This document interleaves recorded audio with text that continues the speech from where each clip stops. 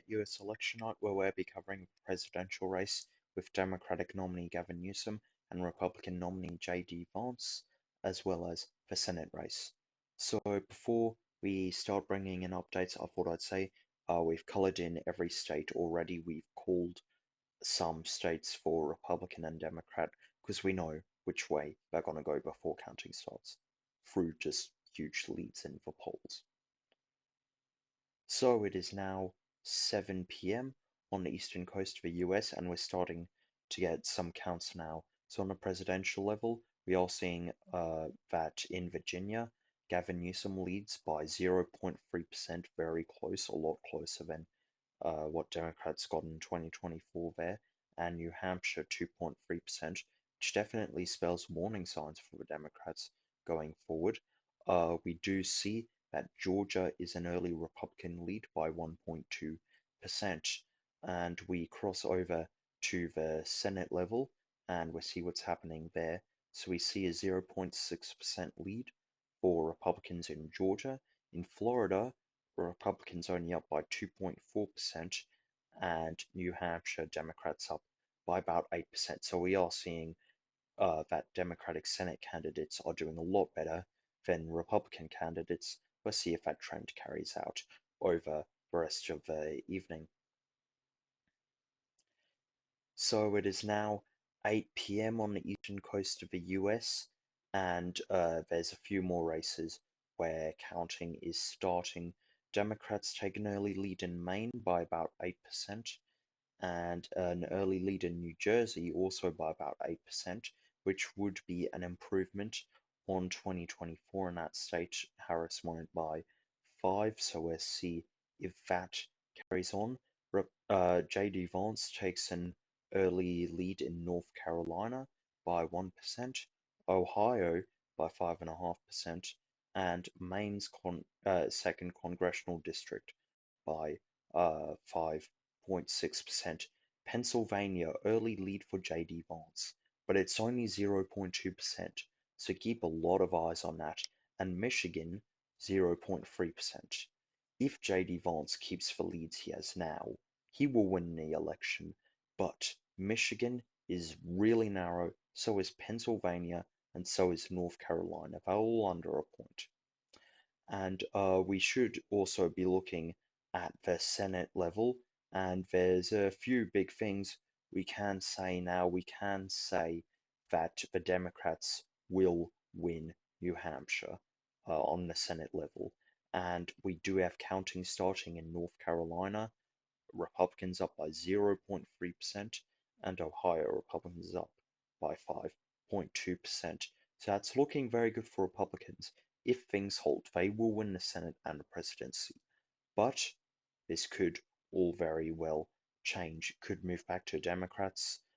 We know from 2024 on election night, Trump was winning popular vote by 6 or 7%. He ended up winning it by about 2%, I believe it was. Things can go back more to the Democrats, so we'll see how that plays out. It is 9 p.m. on the eastern coast of the US, and we do have a few state calls that we are making. We are calling the state of Maine for Gavin Newsom. We are calling the state now of New Jersey for Gavin Newsom as well. And we are calling two states for J.D. Vance too. We're calling his home state of Ohio, and we're calling Maine's second congressional district. As well as this, we do have counts starting in a few other states. We're calling, sorry, we're not calling. There's an early lead for J.D. Vance in Arizona. He's up by about 1.6%. Nebraska's second congressional district, early lead for J.D. by about 0.1%. And Wisconsin, J.D. Vance up, much like the rest of the Rust Belt states, by about 0.3% or so. However, important thing to say in Pennsylvania, that lead that was 0.2%, it's now 1.6%. So that definitely looks good if you are J.D. Vance at this point. Other than that, I think I should just update JD Vance is leading 216 to 183 at this point. Of course, things looking good for him. Still a long way to go. It is still an early night, but yeah, you definitely want to be in JD's footprints at this time. So in Florida, we are calling a win for the Republicans. They do take Florida. They also take Ohio. So Republicans now have 50 seats. Even if the Democrats win all the other seats, Democrats need to win the presidency in order to get the tie-breaking vice president vote to control the Senate. So at this point, looking good for Republicans. Still too early to call though.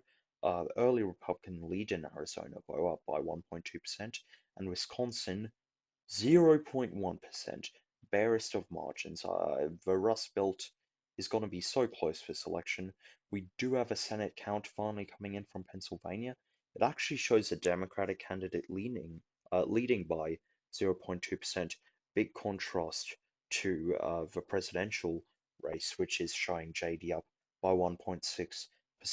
So we'll see how that plays out over the course of the night. But certainly looking interesting. And we fast forward, it is now 10 p.m. on the eastern coast of the United States of America, and there are a few calls we can make now. We could say Gavin Newsom is winning 3 states. He's winning Minnesota, which we've just got polls closed in. He's winning New Mexico, and he is winning Colorado. So that puts him on 208 electoral votes. We finally have counts coming in from Nevada.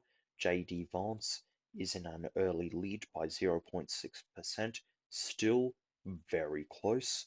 But here's something, hold the phone here, because Gavin Newsom has just taken the lead in Michigan, and that is a big Rust Belt state. If Gavin Newsom can do that, he can win in the other states as well. It is certainly looking possible for Gavin Newsom at this point. I would still say JD Vance is the favourite. You never know, but yeah, keep an eye on that. Democrats now we can say are leading in North Carolina on the Senate level by 0.1%. Great news for them. We can now call the state of Colorado. We've got Senate polls closing there. Wisconsin still 0.1% lead, and Nevada, there's early lead for the Democratic candidate 0.3%. So that's a state which seems to be voting split ticket, same as Pennsylvania and North Carolina, at least so far. And we now fast forward to 11 p.m. on the eastern coast, and there's one call on the presidential race we can make now. Gavin Newsom wins the state of New Hampshire. No further calls. Although polls have closed in Alaska, we are calling out for JD Vance. JD leads 219 to 212. It's an hour to midnight on the eastern coast, so just an update on how things are going. If things stay the same as they are now, JD Vance wins the White House, but of course, that may not happen. We know a lot of these states are very, very close, and we do see, for first time tonight, Gavin Newsom taking the lead in Nebraska's second congressional district. He is up by 0.1%. But let's look on the Senate level, where things are actually turning more towards Republicans. Republicans retake the lead in North Carolina and are leading by 0.1%. Democrats were briefly in the lead over there. We do have counts starting to come in from Alaska, where Republicans are up 5.2%. Well, it is now midnight on the eastern coast. Midnight on the eastern coast, and we are making a call. This is a big one in terms of electoral votes. We are calling the state of North Carolina for JD Vance. That puts him on 235 and he's certainly within striking distance of the White House. He is getting closer. Uh, However, there's not really any other calls we can make at this point, and no big announcements really either at this point on the Senate level either. So let's just fast forward the clock to 1 a.m. My biggest analysis from that is that you want to be JD Vance right now. He's definitely in better position. But in terms of electoral votes, this is a reasonably big call. We are calling the state of Virginia for Gavin Newsom. That puts him on 225, only 10 behind JD Vance.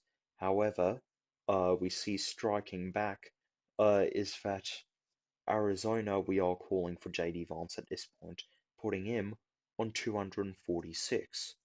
But as if there wasn't enough of an emotional roller coaster, Newsom is taking the lead in Wisconsin. He is up by 0.3%, and if things hold the way they are, they are going to be very, very close. Currently in the electoral vote count, JD Vance leads 246 to 225, but I will say this now.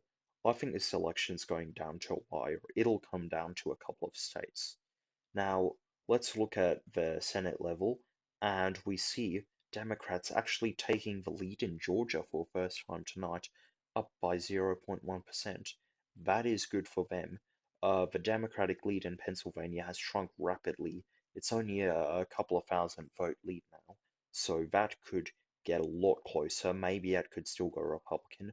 We are calling Alaska now for the Republicans, and that puts Republicans over the line. Republicans will control the Senate. Republicans retain majority control of the Senate, which they have held since 2024.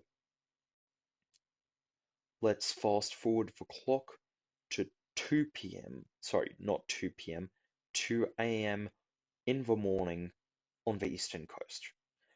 So thought I'd give you a couple of updates because only really 5 states and the congressional district still in play.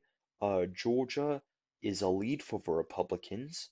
It's a 0.1% lead, so that could very well still change. Pennsylvania, the lead is 1.6%. That's gone down by a percentage point over the last couple of hours or so definitely do keep an eye on that. Michigan, where Newsom was in front for a while, we can now say JD Vance is leading there again. He's up by 0.2%, and we are now calling the state. Sorry, we already called Arizona. Nebraska 2, we see Newsom up by 0.5. Wisconsin, Newsom's up by 0.6, and Nevada, JD Vance is up by 0.3. Most of these states are very close. Let's just say, what if JD Vance wins Pennsylvania? That puts him at 265. Every other state is down to 1% or less. Now, of course, we don't even know if JD's going to win Pennsylvania. He looks in a good position to win there, but we really don't know for sure. But at this point, it's really going to be too close to call. It might be a fair few hours until we actually know who's won. And the Senate is going red, but now things are looking even better. Republicans take a lead in the Pennsylvania Senate seat. They are now up 0.2% in that Senate race. We don't have any other big calls on the Senate level to make at this hour. Let's run the clock forward. It is now 3 a.m. in the morning on the Eastern Coast. We're having a very close presidential race, and here's something which will buoy the little bit the spirits of the Gavin Newsom campaign. But we are calling Nebraska's second congressional district for him. Only really one electoral vote. It's really all we can bring you now at this point, other than pretty much every state is just very close. We do see a Democratic lead in Wisconsin growing. It's now 1%. So that's certainly something to think about. Other than that, really not much change from a couple of hours ago. We look at the Senate level, and we are now calling the state of Wisconsin for the Democrats. It looked Republican for so long. We've finally received some votes in from Milwaukee. Took a lot of counting out for Senate level, and it is going blue. Wisconsin is going blue on the Senate level, no question. Other than that, really not many other changes I can give you. Other than Arizona is really close, Pennsylvania is really close, North Carolina is really close, and Georgia is really close. So let's roll things forward to 4 a.m. Well, what have we got at 4 a.m.? We actually don't have any state calls. Things are really close. What we do see is Wisconsin 1.2% Democrat lead. So that is, improving for Newsom. Although, here's the big one. Newsom is now leading in Georgia by 0.1%, and that really narrows the gap to JD Vance. What we are seeing is a very close race, and man, we might not know the result for a fair bit. This is gonna go absolutely down to the wire. This will probably be remembered as one of the closest races of all time, essentially, in US politics. Meanwhile, on the Senate level, we are calling Nevada for the Democrats at this point. So maybe that spells hope for them on the presidential race in the state. So yeah, we'll have a bigger look at that as more votes come in from Nevada on the presidential level. So let's roll the clock forward to 5 a.m. It's morning on the Wednesday after the election. Some people getting up for work, if you're getting up really early for work. And we see what's happening here. We are making a big call at this hour. We are now saying that Gavin Newsom wins Wisconsin. And that is a big call. That is the first real battleground state we are calling for Gavin Newsom. So that is very good for him. That will certainly, put some wind in his sails. He's now only 10 electoral votes behind JD Vance. Of course, JD Vance still has the upper hand at this point, but this is going to be a very close race we are seeing tonight. And we are seeing on the Senate level, Georgia's going blue. Maybe that spells good news for Gavin Newsom on a presidential level. We'll have to see how that plays out. Other than that, no real Senate news at this point. We fast forward to 6 a.m. and what of calls we're making here? We are not calling any race presidentially, but Nevada. There is now a narrow Newsom lead, 0.1%. This is insane. Leads changing this late in the process. Well, what we're seeing at this point is really, really not what we expected. This was not my prediction, and other than that, nothing really big other than Arizona we can see on the Senate level will be going a bit more in a Democrat direction, 0.1% lead there. So yes, very interesting things talking about their change of lead in Nevada on the Senate level and sorry, Nevada on the presidential level and Arizona on the Senate level. So for reasons I can't actually update this for 2 hours, so we're gonna roll it forward to 8 a.m. Some people are at work. Well, here's something to talk about.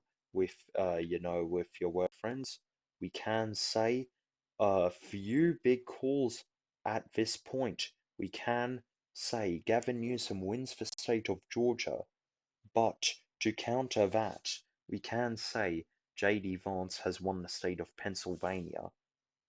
Man, man, this is close. This is going to be ridiculously close. JD Vance on 265 electoral votes to Gavin Newsom on 252. So, to put it in simple terms, JD Vance needs either Michigan or Nevada. Newsom needs both. He needs both of them to win the White House. So, you certainly want to be in JD Vance's spot right now, but let's look at it. Nevada, 0.4% lead for Newsom, and Michigan is only a 0.6% lead for JD Vance. Now, that lead has been going pretty much up and down, more or less on the same spot for the last couple of hours. So let's see how that turns out. On the Senate level, no real changes. So is no real changes at this point. So let's fast forward to 10 a.m. Uh, on the morning after the election. Well, let's see what's happening here because really this is so close. But we are now calling the state of Nevada with a 0.7% lead for Gavin Newsom. That puts him to 258, only 7 behind JD Vance, the closest he's been all election. This election is going to come down to Michigan, where JD Vance only leads by 0.6%. This is ridiculously close. What we can see now is that we are calling North Carolina on the Senate level for the Republicans, but on the Senate level, we're also calling Arizona for the Democrats, which is contrast to the presidential level where we called it for J.D. Vance. Uh, Other than that, no big calls now. So yeah, we'll see how things develop as the night goes on. Well, it is now 11 a.m. on the eastern coast of the US. We're going back to hourly updates. Nothing presidential level other than JD Vance is still leading by 0.6%, and we are calling Pennsylvania for Republicans in the Senate. Republicans will win the Senate 53 to 47.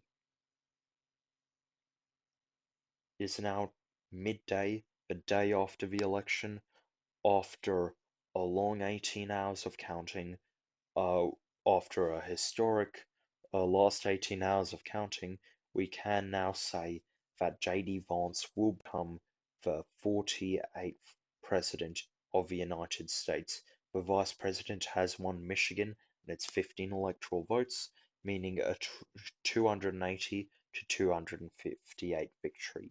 This is the closest election result we have seen since 2000. It's the closest election result this millennium.